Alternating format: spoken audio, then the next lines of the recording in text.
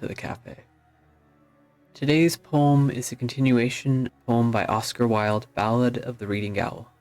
6 weeks our guardsman walked the yard, in the suit of shabby grey. His cricket cap was on his head, and his step seemed light and gay. But I never saw a man who looked so wistfully at the day. I never saw a man who looked with such a wistful eye upon that little tent of blue which prisoners call the sky, and at every wandering cloud that trailed its travelled fleeces by. He did not wring his hands as do those witless men who dare to try to rear the changeling hope in the cave of black despair. He only looked upon the sun and drank the morning air. He did not wring his hands nor weep, nor did he peak or pine, but he drank the air as though it held some healthful anodyne. With open mouth he drank the sun as though it had been wine. And I and all the souls in pain who tramped the outer ring, the governor was strong upon the regulations act. The doctor said that death was but a scientific fact. And twice a day the chaplain called and left a little tract. And twice a day he smoked his pipe and drank his quart of beer. His soul was resolute and held no hiding place for fear. He often said that he was glad the hangman's hands were near. But why he said so strange a thing, no warden dared to ask. For he to whom a watcher's doom is given as his task must set a lock upon his lips and make his face a mask. Or else he might be moved and try to comfort or console. And what should human pity do, pent up in murderer's hole? What a word of grace in such a place could help a brother's soul? With slouch and swing around the ring we trod the fool's parade. We did not care, we knew we were the devil's own brigade. And shaven head and feet of lead make a merry masquerade. We tore the tarry rope to shreds with blunt and bleeding nails.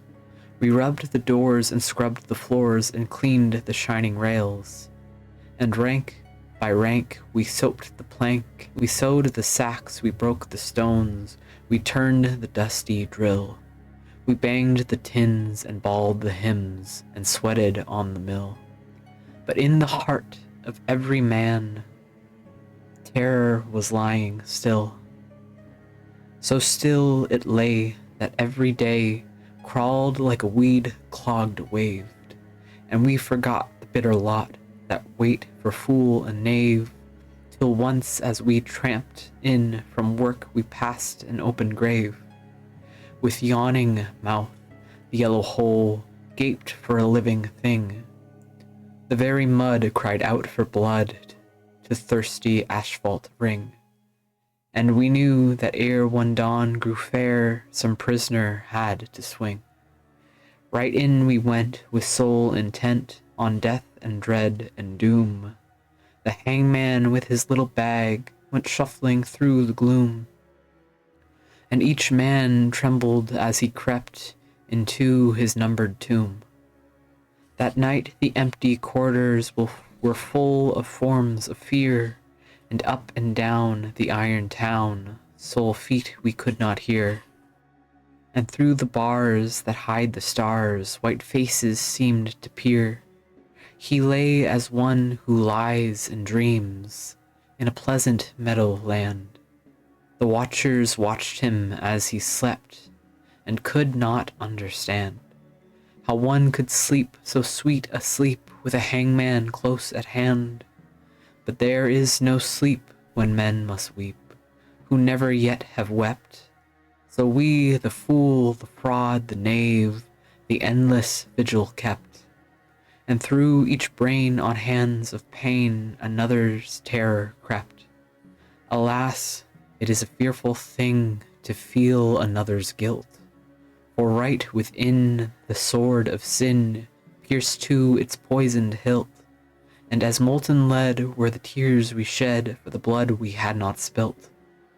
The wardens with their shoes of felt crept by each padlocked door, and peeped and saw with eyes of awe gray figures on the floor, and wondered why men knelt to pray who never prayed before. All through the night we knelt and prayed, mad mourners of a course. The troubled plumes of midnight were the plumes upon a hearse, and bitter wine upon a sponge was the savor of remorse. The gray cock crew, the red cock crew, but never came the day, and crooked shapes of terror crouched in the corners where we lay, and each evil sprite that walks by night before us seemed to play. They gilded past, they gilded fast, like travelers through a mist. They mocked the moon in a rigadoon of delicate trust and twist, and with formal place and loathsome grace the phantoms kept their tryst. With mop and mow we saw them go, slim shadows hand in hand. About in ghostly rout they trod a saraband. The damned grotesques made arabesques like wind upon the sand. With pirouettes of marionettes they tripped on pointed tread, but with flutes of fear they filled the ear as their grisly mask they led. And loud they sang, and loud they sang, for they sang to wake the dead. Oh ho, they cried, the world is wide, but fettered limbs go lame, and once or twice to throw the dice is a gentlemanly game. But he does not win who plays with sin in the secret house of shame. No things of air these antiques were that frolicked with such glee, those men whose lives were held in gyves, and whose feet might not go free. Ah, wounds of Christ, they were living things, most terrible to see. Around they waltzed and wound, some wheeled in smirking pairs. With the mincing step of a dare-rep, some sidled up the stairs. And with subtle sneer and fawning leer, each helped us to our prayers. The morning wind began to moan, and still the night went on. Through its gate loom the web of gloom crept till each thread was spun. And as we prayed, we grew afraid of the justice of the sun. The moaning wind went wandering round the weeping prison wall, till like a wheel of turning steel we felt the minutes crawl. Oh, moaning wind, what have we done to have such a sensicle? At last I saw the shadowed bars, like a lattice wrought in lead, move right across the whitewashed wall that faced my 3-plank bed. And I knew that somewhere in the world God's dreadful dawn was red. At 6 o'clock we cleared our cells. At 7 all was still, but the sough and swing of a mighty wing the prison seemed to fill. For the Lord of Death with icy breath had entered in to kill. He did not pass in purple pomp, nor ride a moon-white steed. 3 yards of cord and a sliding board were all the gallows need. So with rope of shame the herald came to do the secret deed. We were as men who through a fen filthy darkness grope. We did not dare to breathe a prayer or give our anguish scope. Something was dead in each of us, and what was dead was hope. For man's grim justice goes its way and will not swerve aside. It slays the weak, slays the strong, it has a deadly stride. With iron heel it slays the strong, the monstrous parricide. We waited for the stroke of 8, each tongue was thick with thirst. For the stroke of 8 is the stroke of fate that makes a man accursed, and fate will use a running noose for the best man and the worst. We had no other thing to do, save to wait for the sign to come. So like things of stone in a valley lone, quiet we sat and dumb, but each man's heart beat thick and quick like a madman's on a drum. With sudden shock the prison clock smote on the shivering air, and from all the gaol rose up a wail in potent despair, like the sound that frightened marshes hear from some leper in his lair.